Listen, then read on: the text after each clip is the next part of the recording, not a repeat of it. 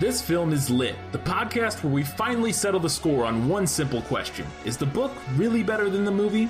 I'm Brian. I have a film degree, so I watch the movie, but don't read the book. And I'm Katie.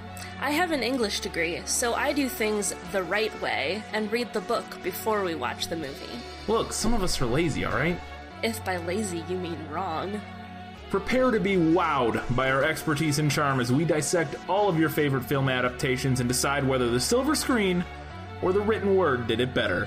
So turn it up, settle in, and get ready for spoilers, because guess what? This film is lit.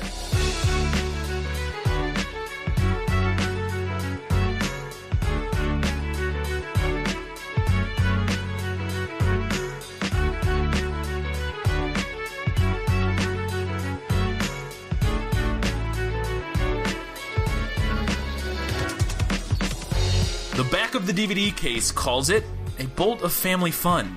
Katie calls it easily one of the worst film adaptations I've ever seen. It's Percy Jackson and the Olympians, The Lightning Thief, and this film is lit.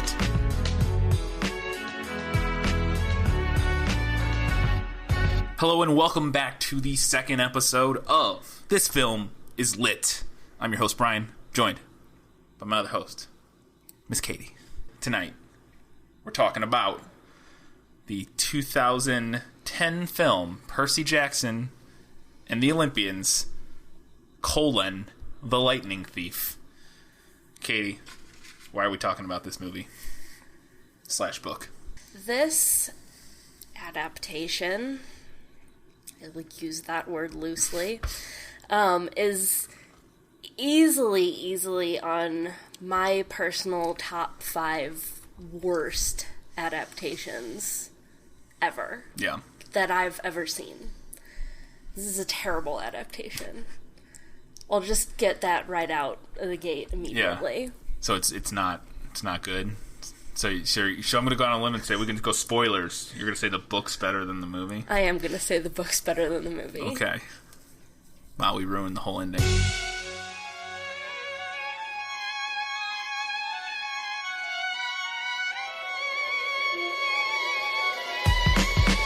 Let's get into some of our segments and start off with everybody's favorite segment. I don't know, maybe it is. It's one of my favorite segments, because I get to play a game. It's Guess Who. Alright, Katie, let's do it. Let's quiz me. So far, my record, I'm 1 for 3 was last time. Let's see if I can do better. How many we got total? We're gonna do 3. Alright, I like it. I'm gonna get 2 this time. We could have done more, probably, except they cut a lot of characters out, so... Interesting. We'll get to that. We'll get there. We'll get there. All right. All right, here we go. Character 1. He had put on weight. He looked like a tuskless walrus in thrift store clothes.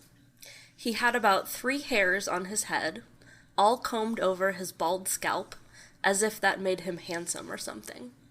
Okay, so my initial immediate guess, just based on, nobody in the movie looks like this from what I remember, but my initial guess based on character is going to be Hades, and I'm going to final guess Hades. You're going to final guess Hades? Yeah. It's not Hades. No. Who is it? It's Gabe, the stepfather. Oh, shit, yeah. Did you forget about him? Yeah, I did. He's in my thinking with Hades was... So in the movie, Hades is kind of like a washed-up rocker. Mm-hmm. Is how he's portrayed, like when he's in human form or, person man form. And so I was thinking maybe it was no, that's totally it. Shit. I feel stupid now. That's super obvious. All right, well, you're 1 for 4 now, but, Well, I'm 0 for 1. I mean, I'm not. Totally. I'm not. I don't, because once we start doing this down the road, I'm not going to remember what my total running score is. Or maybe I would. If I just do it every time, I might keep remembering. Anyways. We could get a chalkboard and keep a tally. There we go. I like that. We need to do that, because I want to know overall how I do. Unless it gets too depressing, then. Well, maybe you'll have better luck with some of the second one. All right. Character number 2. She was probably my age, maybe a couple of inches taller and a whole lot more athletic looking. With her deep tan and her curly blonde hair, she looked almost exactly what I thought a stereotypical California girl would look like, except her eyes ruined the image. They were startling gray, like storm clouds, pretty, but intimidating. Okay, well, this seems obvious, and so I'm just gonna go with the obvious. It's Athena, or not Athena, Annabeth. Yeah, it's okay. Annabeth. It's like, it's gotta be Annabeth. Now, in the movie, her eyes are blue. Yeah, her eyes are blue, and she's brunette. Yeah, but that was a very right. Spot Which on. I mean, the brunette thing, not a huge deal. Her eyes are gray because Athena is gray-eyed. Yeah, I guess they just did that because they didn't want to Photoshop, or not Photoshop, but CGI, or have her wear contacts the whole movie. So they were just like contacts, or maybe they just didn't care. Yeah, that too. That's also true. Which it seems like based accuracy on or based on how you feel about this, that might be more true. Character number 3. Then the door creaked open, and standing in front of us was a tall Middle Eastern woman. At least, I assumed she was Middle Eastern, because she wore a long black gown that covered everything but her hands, and her head was completely veiled. Her eyes glinted behind a curtain of black gauze, but that was about all I could make out. Her coffee-colored hands looked old, but well-manicured and elegant. You can keep reading as long as you want, but I know imagine who this is. she was a grandmother who had once been a beautiful lady. Oh. Wow, the end threw me for a loop. Ah. I still feel pretty confident, based on the rest of the description, that this is Persephone. But, let's see, let's do some due diligence here. No, it's Persephone. They just sexed her up for the movie. They made her younger. It's Persephone. That's your final answer. That's my final answer. It's Medusa. Oh, what? Well, they sexed her up for the movie, too. Yeah, that's true. Shit. So it's Uma Thurman. Yeah, what threw me was everything you said sounded like Rosario Dawson. One, the door opens and she's there. Mm-hmm. That's how we're not introduced to Medusa that way. We're introduced to Persephone that way. But she said coffee-colored. We'll get to Persephone. We'll get there. She said something about coffee-colored, skin or hands. Coffee-colored hands, and dark black dress, which now Medusa was also wearing a black dress. But I don't know, everything about it. I was convinced I knew who this was. I was over here dancing while you were reading, and I was like, pfft. I know, I saw you. I thought you were gonna get it. Oh, I thought I was too, because the only thing that threw me at the end was when you said grandma that. Or whatever, that used to be beautiful, because Persephone's not old. See, and I was worried that the part about her face being covered was going to give it away as Medusa. It could have if I would have thought about it more, but I was already convinced I knew who it was based on the first half of the description, so. Oops. 1 for 3 again. Hey! With this particular book/movie, there are so many characters that have, identifying... Grover has goat legs. Yeah, so obviously if I read a description of a character with goat legs, you're going to be like, oh, that's Grover. It's the dude with the goat legs.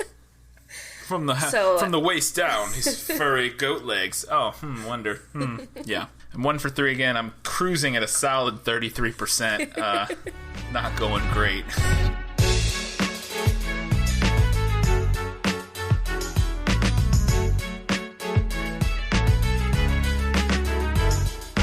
Was that in the book? That probably wasn't in the book. Was that in the book? It probably wasn't. Because in this case, probably everything was not in the book. Probably was not in the book. All right, let's do it. I have 5.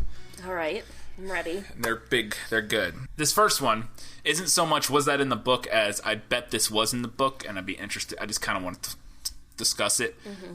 In the book, does Grover have crutches and is Chiron in a wheelchair in the mortal world? Yes. Both of them? Yes. Okay. I like that. I think that's cool. To an extent. Maybe not. Maybe I think about it now. Maybe I don't like it. I don't know. My thinking was I thought it was kind of cool and inclusive for them to have, even though, but I guess the thing that when I think about it makes it not as cool to be, inclusive to have, disabled or, different, whatever you want to call it. But then it's they're not. They're just fine. They're not actually disabled. They're just they're fine. They're actually superheroes, basically. So when I think about it, it's actually not as kind of cool and inclusive as it seems when I was thinking about it. It's I bet, if you're a kid that had crutches, you'd watch it and be like, yeah. And then it'd be like, well, actually, I'm fine. I got goat legs and I can run like a motherfucker. Oh, okay. Well, never mind. Yeah, I wasn't surprised. Like I said, I figured that was probably in the book. I just was wondering, so. Yeah, and I think there's a similar thing, too. Like, Percy has dyslexia and ADD, which is also in the book, but it ends up being kind of not. Yeah, again. It's the same thing. Yeah. Where and it's weird, because, and that's why initially, like, on the surface, when I first thought about it, I was like, oh, it's kind of cool, you know, to have your main character have ADD, but it's not, he just, it's his superpowers. Right. And it's like... I mean, it's kind of almost like paying lip service to the idea of inclusivity as opposed to actually being inclusive. Right, and the weird thing about it, too, is it's like... the implication being, like... Like, I guess I get what they were going for, or they potentially were going for. Like, oh, look, let's add all these characters have, you know, they're not just normal... normal's not the right word, but they're not just, you know...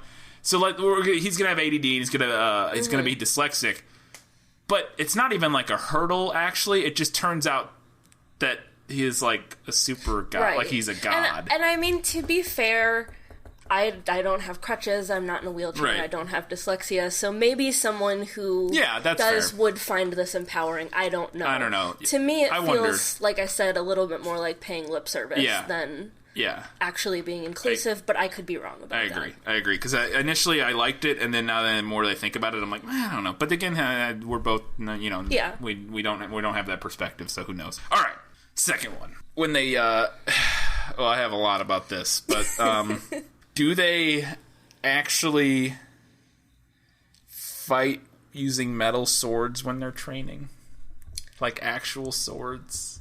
Yes. Yeah. Are they, like, cutting each other? In training? Yes. I think I'd have to No, look but I mean, like... I think there's mention of, like, training swords, but... Right, I just didn't know if maybe they, like, for something like that, I kind of just thought, like, they would use, like, wooden swords, or, like, I don't know, not actually swords that could cut each other. But, I mean, they actually have weapons. Like, the capture the flag sequence is... in the book, technically. Yeah. And they fight each other with weapons. Yeah. Like, there's a character that has, like, a whip with an electrical charge, and they get down to business. Yeah. And fight each other with actual weapons. They're demigods. Yeah, I guess that's fair. And this kind of ties in a couple to my next one, and just in general. I felt like a lot of the training was, like, of the beginning and the setup was pulled out of this movie because they had to get to the story. Yeah. There's a lot of changes and things that got sped up. He's at the camp, at Camp Half-Blood for a couple weeks. Yeah, that's what I would have figured. And in the movie, he's there for like a day. He's not like a prodigy who immediately knows how to fight. Because that was my number 3, was can he just suddenly fight like a boss? No, absolutely not. Because I feel like they shortened this whole training thing, or at least I hope they did, because I fucking hate things where, like... Oh, me too. The person just can do the thing. And it would have been cliche, but they could have just as easily done a montage. Yeah. A training... Every movie does training montages. Yeah. It would have been nothing new. And they could have done it in a clever way. Yeah. Because in this, it's literally just... He's like, I don't know how I did that. I can fight. I can sword fight and beat everybody here for no reason. A huge part of the problem that I have with this movie is that it's lazy and it's dumbed down. Oh yeah, I could tell that for sure. I could tell that, because I gotta be honest, but halfway, 3/4 through the movie, I was like, this is fun. I like this movie. It's fun. It's fine. It's dumb, but it's fun. Like, I'm enjoying it. It's the ending kind of sucks, but like, in general, like the middle when they're going on the, like, doing the little the quests, I was like, this is fun. I like this. So, like, but I could tell for sure that this is like the bare bones. Yeah. Plucked, like, we're ignoring half of the stuff that happens. But yeah, I really hated that he can just sword fight and can just use his powers, like, just because. No, that's not... So that's not how it works in the book. He goes through He trains, he has to learn how to use the sword. This couldn't have been in the book. Because I'll be astounded if this is in the book as it is in the movie, because it makes no sense. Okay. The shield that Luke gives Percy, does he give him a shield first? No. Oh, wow, okay, so that even is out the window, because I assumed he probably did give him a shield. Well, that changes so much. Holy shit. He gives him the shoes. Okay. No shield. Well, then how the fuck? So they changed that entirely? Yes. Okay, we'll get there. But, so that shield doesn't even exist? No. Oh, well, then this ruins my second half, because my question was, I assumed he gave him the shield based on how important it is to the story later. Oh, you would think. So I assumed that happened, but I was like, there's no way that the shield he gave him did the thing where it expands, because that serves no purpose. It just looks kind of cool, but it doesn't even, it's not even that much smaller. Like, when it's collapsed, it drove me crazy. Yeah. When it's collapsed, it's still huge. It's still like a bulky... It's still a huge chunk of metal. It's just, like, not quite as wide.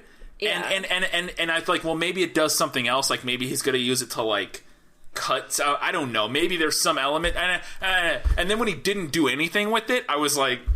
that is totally just for the movie, and totally not only just for the movie, it's just so they can sell a toy that does that.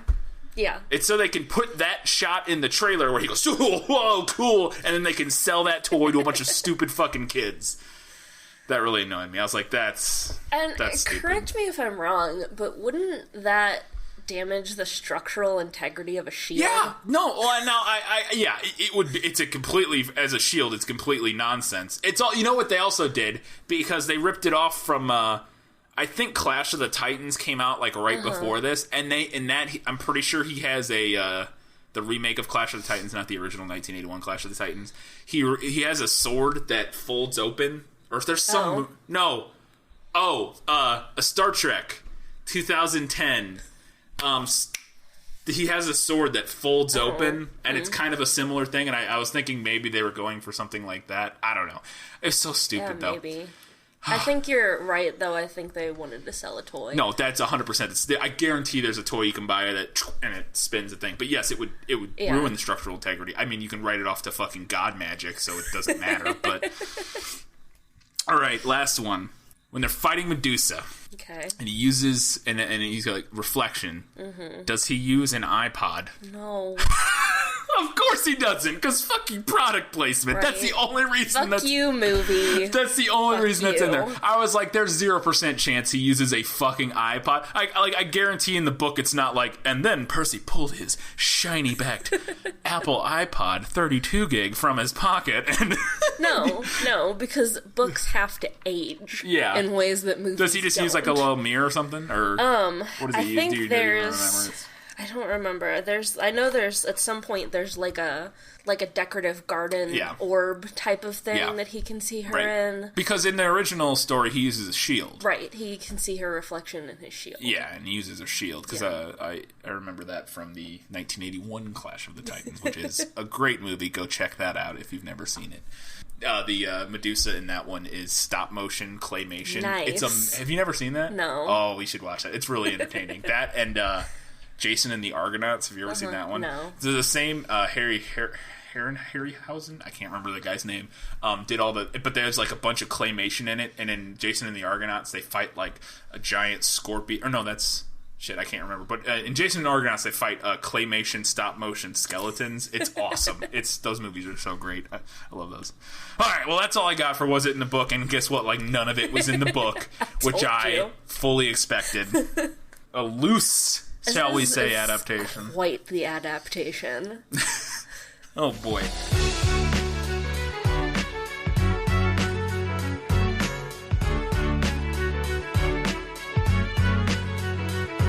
Let's do it. Lost in adaptation. Right, let's go.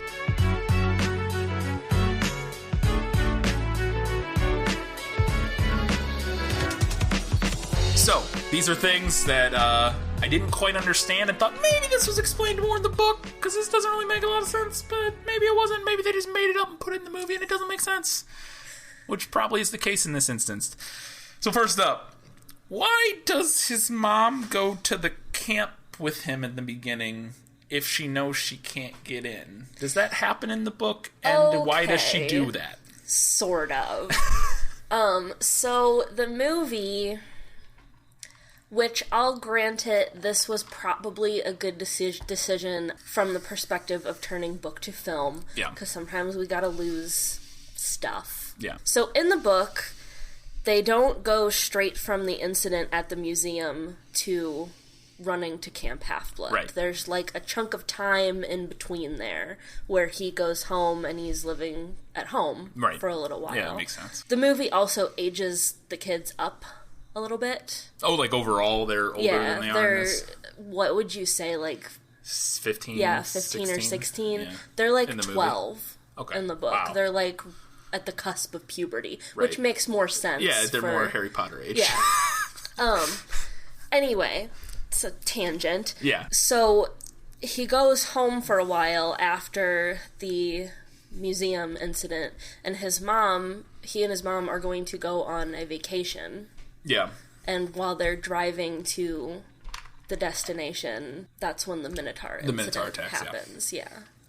Okay, so she's just with him. She's not, like, taking him to the camp. Because in the movie, they're like, we gotta go here. And I was like, why did she go if she knows? Now, I guess they weren't expecting to be attacked by a Minotaur, but still, it seemed weird. I guess she was, I don't know, it just seemed weird. I was like, whatever. All right, so that makes more sense. Second one, and this is a big one. They better explain this in the book. How the fuck did Pierce Brosnan... How is he just a dude in a wheelchair when he's a... Because, okay, so Grover is a goat man with goat legs, but he just wears pants, right? And crutches to make it so his gait doesn't look weird. Yeah. Pierce Brosnan is a centaur who, when he's in the human world, is just a regular dude in a wheelchair. So... they imply... like, it's not clearly explained. They kind of imply that the wheelchair is, like... more of a big, like, thing, like a horse-sized wheelchair. I don't know. I mean, we could chalk it up to god magic. That's what I was wondering, if it was just god magic. I think we're supposed to chalk it up to god magic. Okay, that's fine. I'm willing to accept that, but it bothered me that Grover literally, like, makes sense. He's wearing pants, but he still walks like a satyr. I opened the book exactly to where they explain it. Wow. I'm magical. Let's do god magic. God magic right here. And then he did rise from his wheelchair. But there was something odd about the way he did it. His blanket fell away from his legs, but the legs didn't move. His waist kept getting longer, rising above his belt. At first, I thought he was wearing very long white velvet underwear, but as he kept rising out of the chair, taller than any man, I realized that the velvet underwear wasn't underwear. It was the front of an animal, muscle and sinew under coarse white fur. And the wheelchair wasn't a chair. It was some kind of container, an enormous box on wheels, and it must have been magic, because there's no way it could have held all of him. Okay, so there we go. It's TARDIS magic. Yeah. it's TARDIS magic. It's bigger magic on the inside. Here we go, yeah. It's bigger on the inside. All right, I get that. He's white, though, in the book. Yeah. White fur. White fur. He's brown in the movie. I guess they just thought that looked better, probably. Yeah, probably. Especially with Pierce Brosnan with dark hair, because he would look weird with white hair. So, that's fine. All right, well, they explain. That's kind of. I was just wondering. I was like, I don't get where all that horse is. Where's all that horse? All right, this is a really big one, and it drove me insane.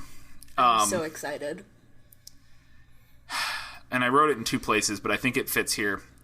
So they're finding 3 pearls. They're finding the pearls because that's how they get out of Hades, right? We're just talking about the movie here. They follow this map to find these locations to get pearls. And the reason they're getting these pearls is because they can use them like red slippers and wish their way out of Hades. Yes.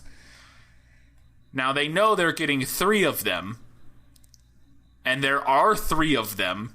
And they're going to save his mother. Which makes, if I do my math correctly, 4 people. And they never once stop to think, hey, we don't have enough pearls. Is that how this happens in the book? So remember when I said that the adaptation was lazy and dumbed down? Yeah. The pearls, that's not even a thing. It's not even a thing? That's not even... What the fuck? How could that not be a thing? It's like what they're doing. the whole movie? Because they changed the whole entire quest. Oh, okay, well, let's get into that then. This is a good enough place as any. What are they doing in the book? So, one of my other biggest beefs with this adaptation is that they change everything just slightly enough to where it doesn't make sense, so they have to keep changing things. It's an avalanche of like, oh shit, now this doesn't make, oh shit, okay, now, oh fuck, this is a nightmare. So, basically, in the book, he's still been accused of having stolen the Master Lightning Bolt. The Lightning Bolt. Well, I would think so, because it's called the Lightning Thief still. So. And he doesn't, Hades never shows up in the fire at the camp. Okay. That's not a thing. Right. So basically, he thinks that Hades probably has the Master Bolt, if I'm remembering correctly. Right. So he thinks he's gonna go get it. Okay. And bring it back to Zeus. Okay. And this is actually his official quest. He doesn't, sneak out and leave in the middle of the night. They're go find this is his official quest that he gets. Go find the Master Bolt, assuming you didn't actually steal it, because a lot of people don't believe him. Right. And take it to Zeus, and you have to get it there by summer solstice. Okay. Now, there are, at one point, pearls that allow them to travel. Okay, so but they don't come from Persephone, and they're not looking for them as they go along on their quest. Okay. They come from a naiad, I think is how you say it. Okay. So why are they going from place to... What are the, do they hit the places that we see in the movie? Like the Medusa, and then... they do, yes, Medusa, and then that's the a Parthenon thing. in Memphis, and then... That's not a thing. And then the Lotus Casino. The Lotus Casino is a thing, yes. So why are they going to at least Medusa and... Well, I mean, they're traveling. They're places that they kind of end up at. So they're not we need to go here to get a thing. It's just they end... Okay, and that makes sense. Yeah, that makes sense. Okay, that's a big difference. Yeah. Well, and the thing that's so stupid about that now to me is because I wrote while we were watching this, when he's you get these pearls and you travel, and he's and there's 3 of them, and I'm guys, count. There's gonna be 4 of them. Guys, can you stop and count for 5 seconds? And I'm I swear to God, if they get to the end and it's this moment of oh no, there's only 3 pearls. What are we gonna do? I'm I will be so fucking mad. If that's what happens, and that fucking happens. I was come on, are you kidding me? Well, and it makes me angry because there was no reason to change that. Yeah. Well, okay, let me ask this then, because this is adding Lost in Adaptations things, because now that I know what's changed. So, how were they originally supposed to get out of Hades? Or if they're not using the pearls, were they planning to get... No, they have the version of the pearls that are in the book. Oh, and that's how they were going to get out of Hades? Yes, that's how they were going to get out. But they didn't, know the entire time, there are only 3 pearls, and blah, blah, blah. Okay. And did... His mom still got kidnapped and everything, right? Yes. Okay. So it wasn't him... So his motivation in this is, I'm going to save my mom, I don't give a shit about the lightning bolt. In the book, it's... You go get the lightning bolt and your mom at the same time. Go get the lightning bolt, and then he has this idea in his head that I can also save my mom while I'm doing this. Right. That's his personal motivation for doing it. This isn't even the same thing. This That's isn't even what I'm close saying. to the same thing. That's what I've been saying. This isn't even close to the same thing. This is almost a worse adaptation than Harry Potter and the Goblet of Fire. Come at me. That's the worst Harry Potter movie. We may one day talk about it, but holy shit, that movie made me so mad. Because it's not even nearly as... doesn't change nearly as many things as this. This one is pretty close to the top of my list. It doesn't make me as angry as Miss Peregrine's Home for Peculiar Children did. We'll get to that one day. We'll get there, ladies and gentlemen. We'll get there. there. I like that movie. I thought it was okay. All right, last one. before we move on. In Lost in Adaptation, so is the bad guy... Because I have to preface these questions. Is the bad guy still Luke? Kinda, sorta. Because in the movie, his motivation is so paper thin, and, like, he's, like... It's the most shoehorned, like... Mm-hmm. Well, he's the bad guy. He's the bad guy because he wants to get rid of the gods because he does, and I was like, what? Oh, fine, I guess. Like, okay, I guess. I wrote this supposed to be better explained in the book, like what his whole motivation for this is. So is it? His motivation is basically the same, but he's not the main villain, sort of. Okay. Because you don't know that he's behind it until literally, like, the last chapter of the book. One of the characters that they cut is Ares, the god of war. Ares is in it? Yes. Why would they cut Ares? I don't know, and he's... Ares is fucking boss. And in the book, too, he's, like, a really scary, like, biker. Like a Hell's Angels kind of dude. Ugh. No, that's gross, actually. I don't like that. That's cheesy. But anyways. Well, it's a kid's book. I know, but I also... It's just another point. I hated the Hades was like a fucking washed up, like, rocker guy. I thought that was stupid, but...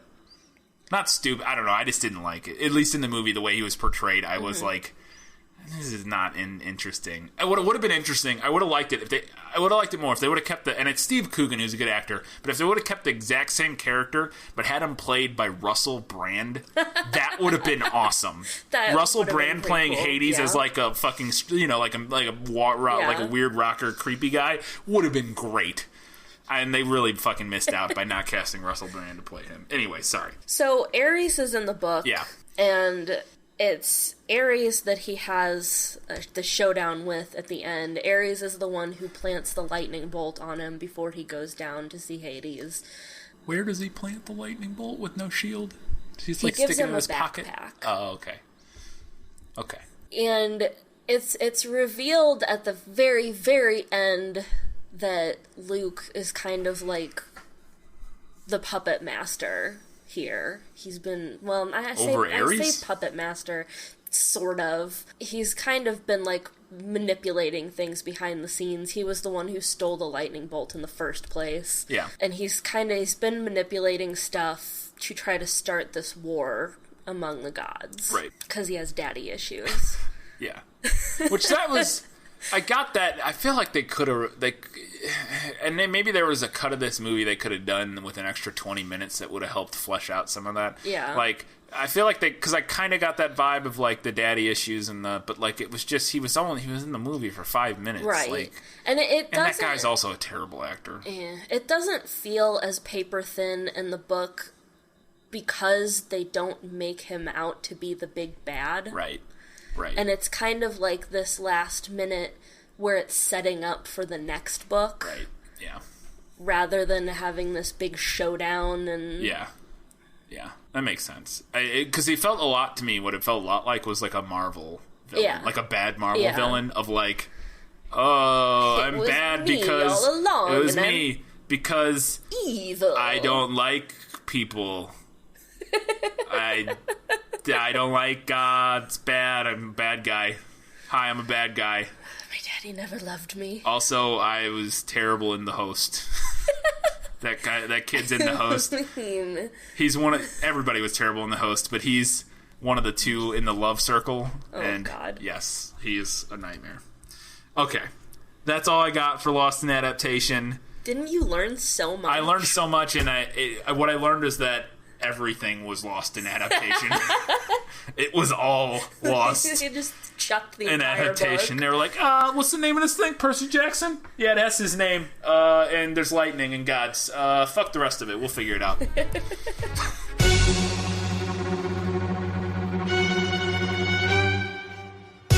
Alright, let's move on. It's time for Better in the Book. Katie, what was better in the book? Everything. Everything. Everything! So, rather than trying to list every single thing that they changed, which would take me all night, we're just going to hit a few high points. Let's hit the high points. Some general high points.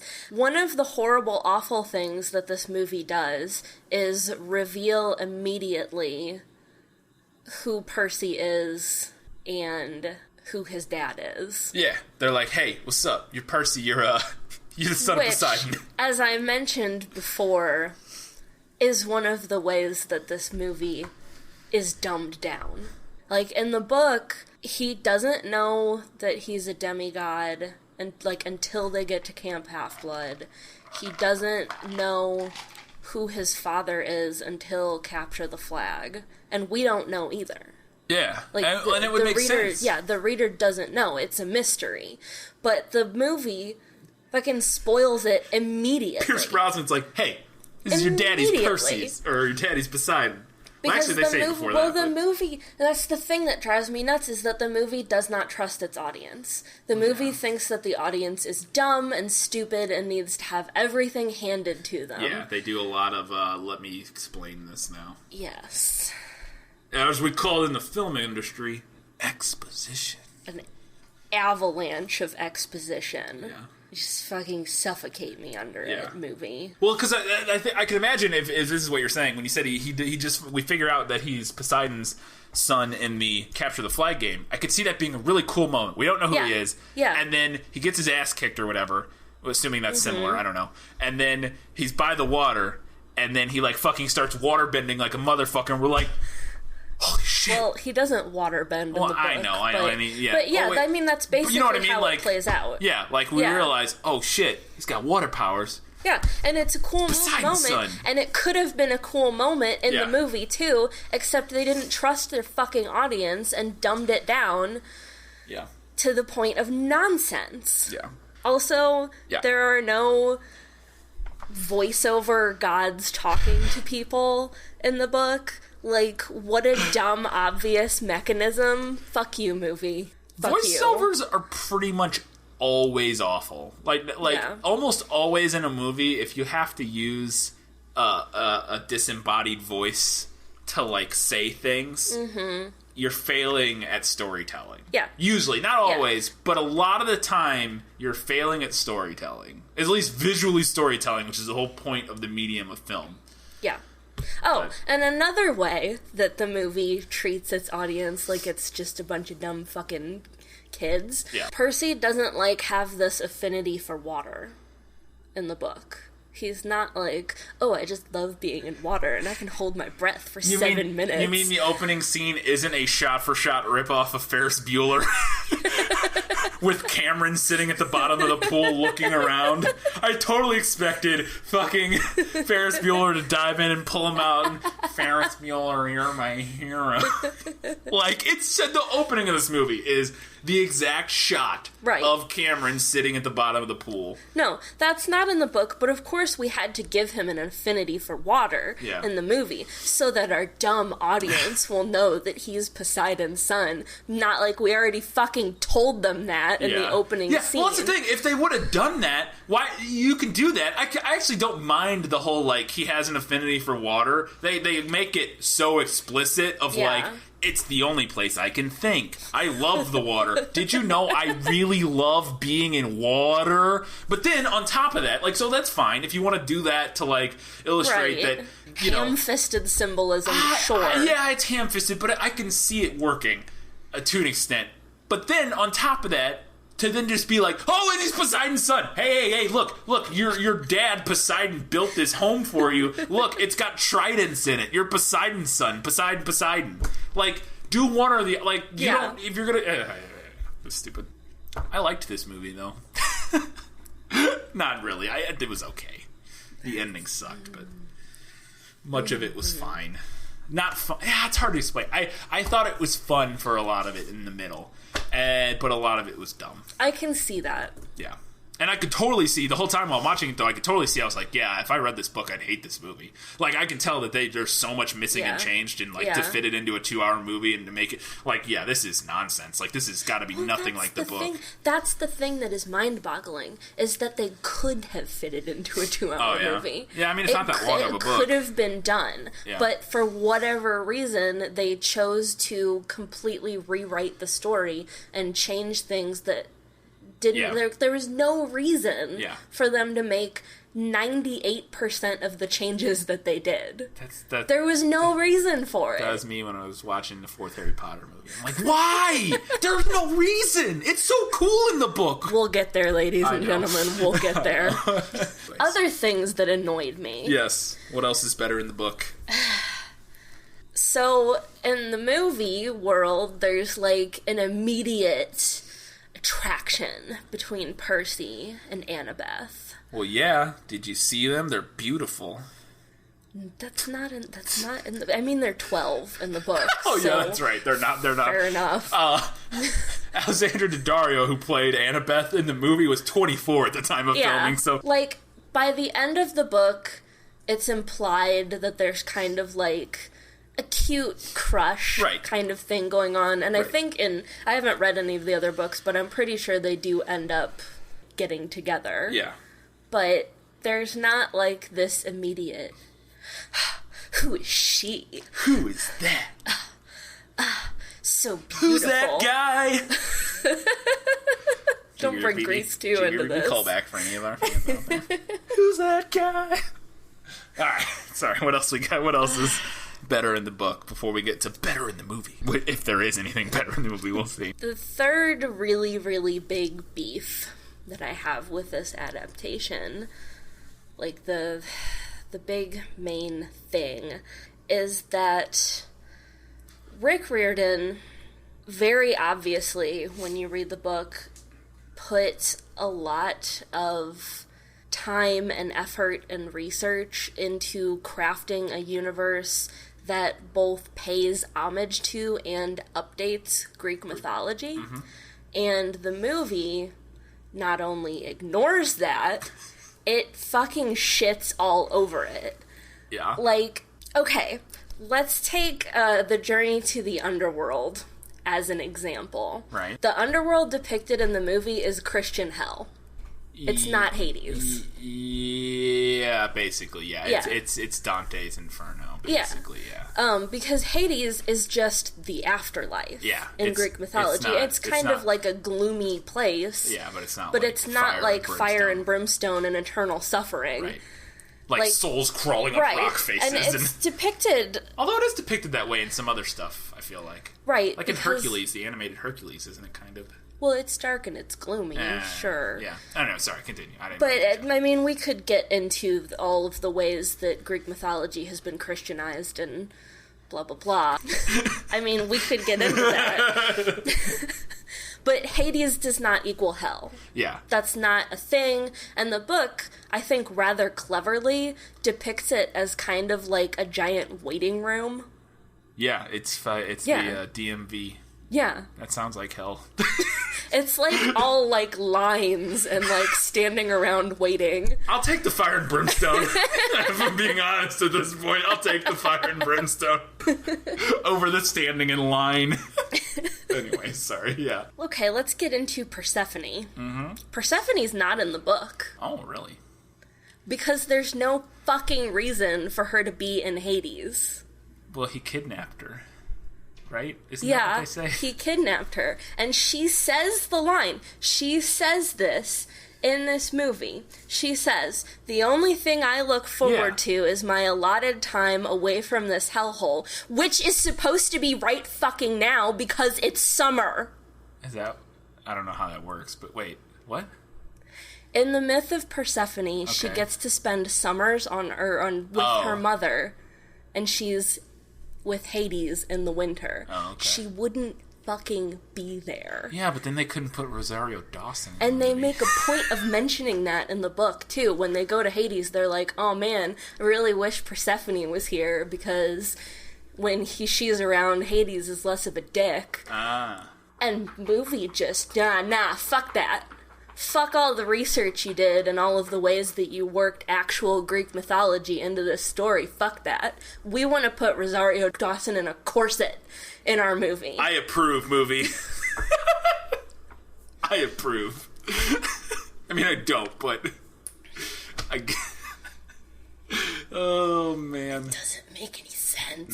No, it doesn't. She wouldn't be there. Nightmares. Also, they don't fight a Hydra. At all? At all. By the way, in that Hydra scene, that was a note I had. I was like, that's way more water than would come out of a drinking fountain pipe. Like, way more water. Like, I get he's like a demigod of water, but he breaks open the drinking fountain and a fucking Olympic-sized swimming pool amount of water forms a giant wall, and I was like, nah. Right, because it's Hercules who fights the Hydra.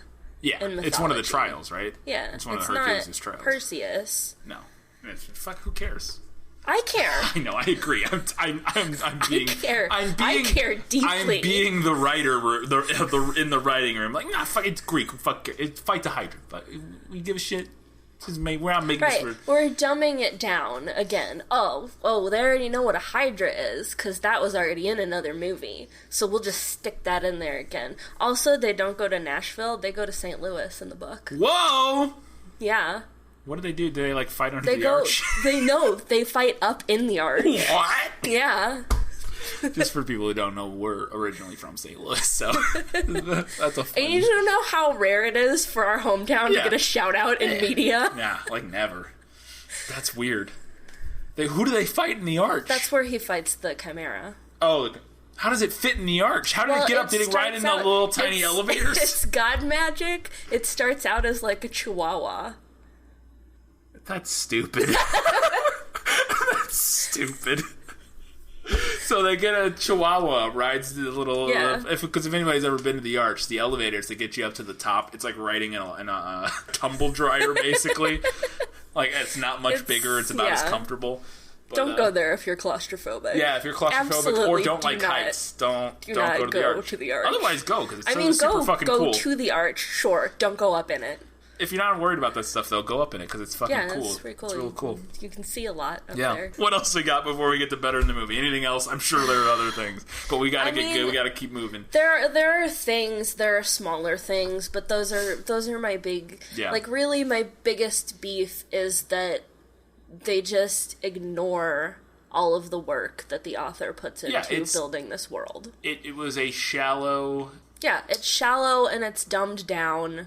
It's watery, disrespectful adaptation. Yes, it's very disrespectful. The way to put it is that because you can change things and still respect the intent and the craft of the original piece, but you can also change things and completely like not give a shit and just do whatever you want with it because we're making this for kids. Who cares?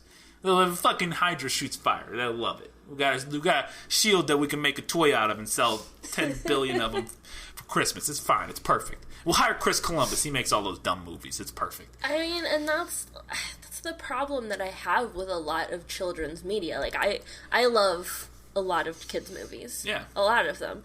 But an equal, if not greater, amount of it is fucking stupid because people assume that kids are stupid. Yeah. And they're not. Spoiler, kids aren't fucking stupid. You're stupid. Yeah. You're stupid, and you think kids are stupid because you're stupid. They're not stupid. Right. Like, kids are just as smart as adults. They just don't know as much yet. But the reasoning skills are still there. Yeah. If you tell a story well, they'll follow it. Yeah. They'll get it. You can't, I mean, you can't show them, like, The Departed and expect them to follow it. But you can still tell a compelling, interesting, good story that's not dumbed down, and they'll be okay. They'll be okay. All right. Take note, children's media producers.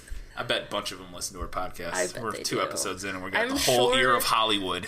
I'm sure that every single person who has thus far subscribed has been a children's media. The hierarchy. It's all of the who's. I bet Chris Columbus, if you're listening, I actually do like most of your movies. I think you made 2 of the better Harry Potter movies. I appreciate you.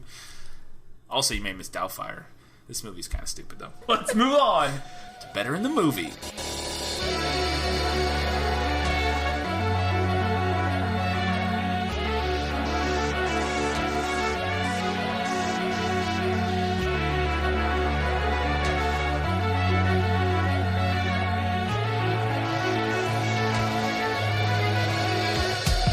Is there anything, Katie, that's better in the movie?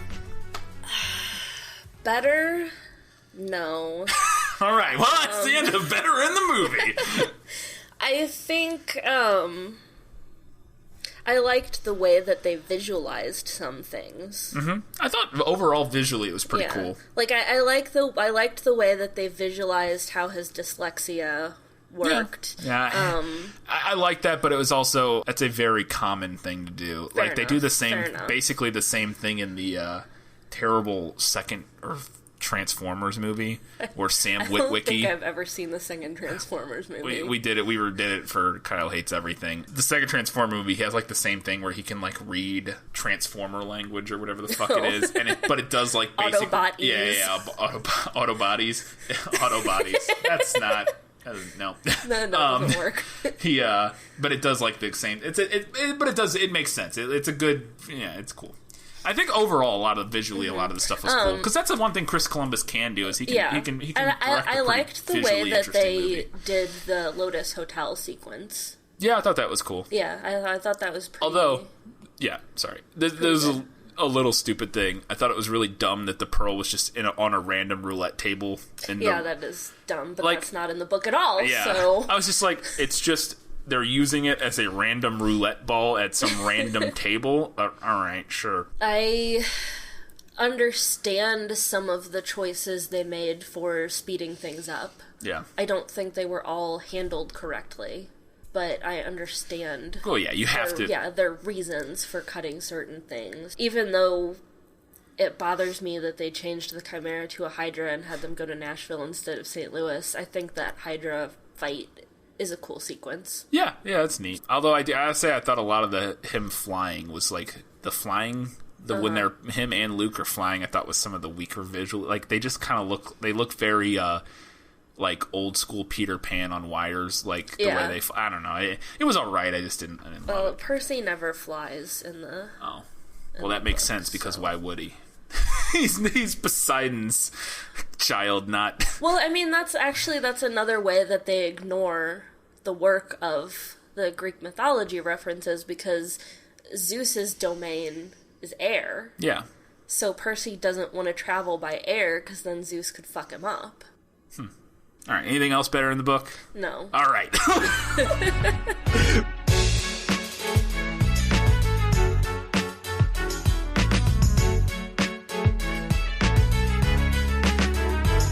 Moving on to final thoughts. Anything else before we hit which is better? I think you already know which one's better. All right, any final thoughts? Anything else we need to cover before we wrap this up? This movie is disrespectful and dumbed down, as I said, to the point of sheer nonsense. They made changes that there were absolutely no reason for. Yeah. And then those changes just snowballed out of control. You change one thing and you have to keep changing things. Yeah. And I think they made a lot of mistakes in the writer's room while this was being adapted. And I don't know, but I would be very curious to look up what the author, Rick Riordan, thought of the movie. This adaptation, because I think it's garbage. Spoilers. He hates the movie. For more info on that, check out the article we posted on the This Film Is Lit Facebook page. You can also like and follow our Facebook page for more fun insights like that posted in between episodes. The guy who wrote this, I'm not sure why he got this, because his prior projects included Cheaper by the Dozen, Cheaper by the Dozen 2, the Scooby-Doo movie, and Conspiracy Theory, Did We Land on the Moon? Well, I don't know Spoilers, by the way. Yes, we landed on the fucking moon. I don't know about the conspiracy theory one, but other than that, it sounds to me like this guy is a master of loose adaptations. Yeah. Because Cheaper by the Dozen is also based on a book. Is it? I didn't know that. Sort of. I mean, it's based on the premise of a book. Huh. So... Well, and most recently, he's written 7 episodes of Agents of S.H.I.E.L.D., which is interesting. But anyways, I had one little thing. That's just, it's a stupid little thing, but it just, I was like, that. He says at the end, something Poseidon is talking. He says, that's why Zeus passed a law stopping gods from seeing their children. And I'm like, Zeus, you mean made the law? He doesn't pass laws. When you're just issuing laws by fiat as the king, you don't pass laws. You issue them. You create them. It's dumb. I don't know. It was just a stupid little line. But that's not in the book, actually. There's no, like, law that they can't... They're just assholes? Yeah, they're just assholes, literally. Which is better! I know! That's how they that's are! What I'm saying. That's how gods are! That's how the Greek gods are! Yeah, that's how they are in mythology. But the movie shits all over so that. Stupid.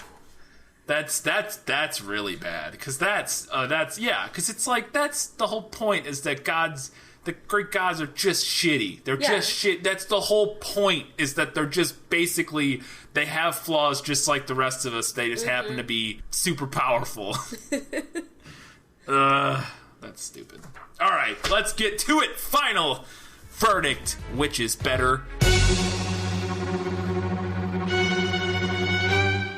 Percy Jackson and the Olympians, The Lightning Thief. Is the book better? Or is the film better? I think you know. I absolutely know, and I said it before we started the movie. The book is worlds better. Please don't watch this movie. Read the book. Just read the book.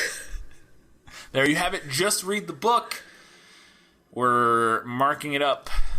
We're now 1-1. Yep, 1-1. 1-1. Princess Bride. Movie was better. Percy Jackson and the Olympians. Not semicolon. Colon, The Lightning Thief. Book's better. Before we go, I want to ask you guys to do one more thing for us. If you can, if you like the show, if you're enjoying what you're getting from us, do us a favor. Go to iTunes. Leave a 5-star rating. Write a review. That really helps get our podcast out there, move us up the list, get us recommended to more and more people. So we would love if you could do that for us. Also, check out our Facebook page. Facebook.com/thisfilmislit.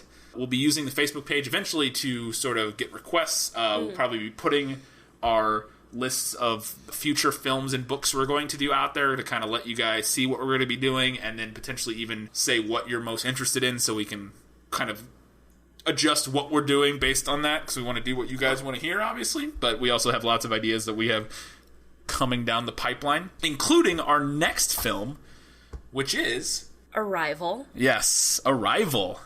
2017's Arrival. Oh, 2016's? 2016. 2016's Arrival. Starring a one Miss Amy Adams. Directed by Denis Villeneuve.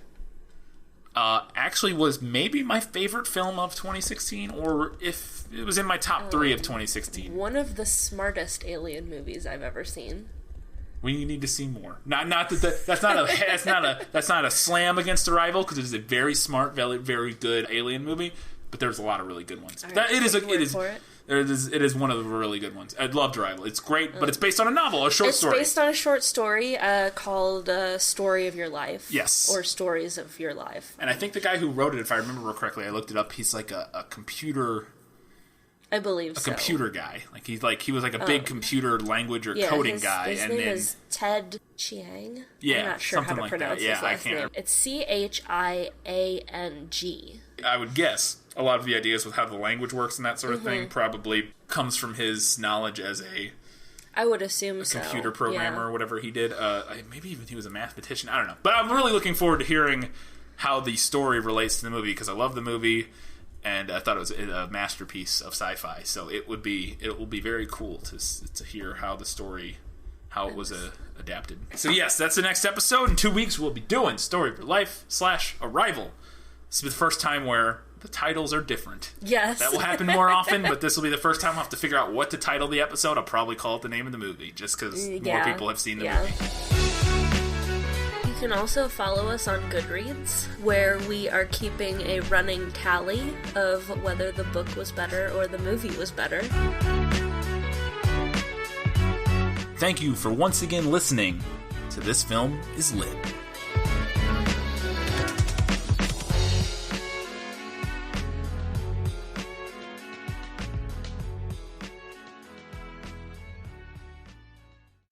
I'm going to cut everything I just said. That makes sense. We'll just cut it with where you were. That's fine. All right, we're good.